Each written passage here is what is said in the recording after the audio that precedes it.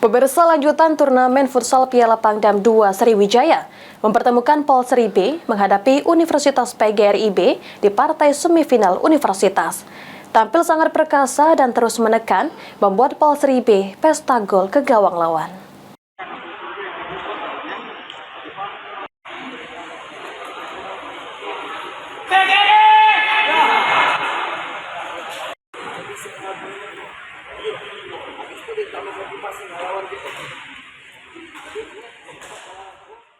Sejak awal laga, Polsri B terus menampilkan permainan yang baik serta terus-menerus menekan pertahanan UPGRIB.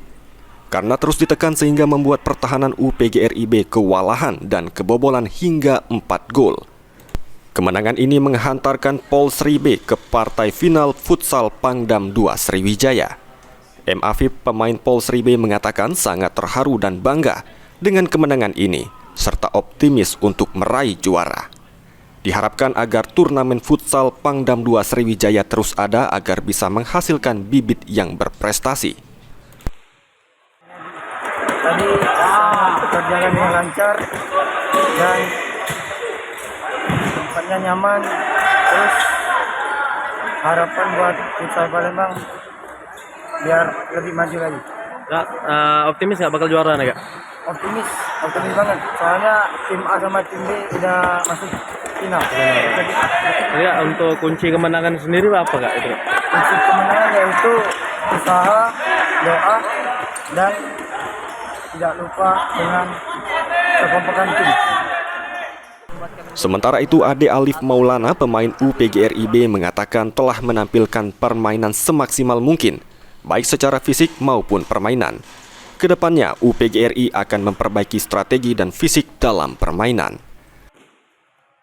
Untuk pertandingan tadi, kami sudah berjuang semaksimal mungkin, baik itu secara dari fisik dan juga materi. Tetapi dikarenakan posisi dari segi permainan memang jelas berbeda, makanya kami mengalami sedikit kekalahan. Dan untuk kekalahan itu tidak akan membuat kami menjadi menyerah ataupun down, tapi hal itu akan membuat kami malah lebih giat terlatih lagi untuk depannya.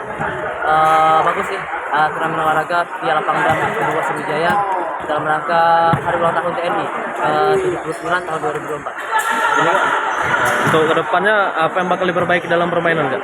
Mungkin secara komposisi dari strategi dan juga materi dan juga yang terpenting fisik, dikarenakan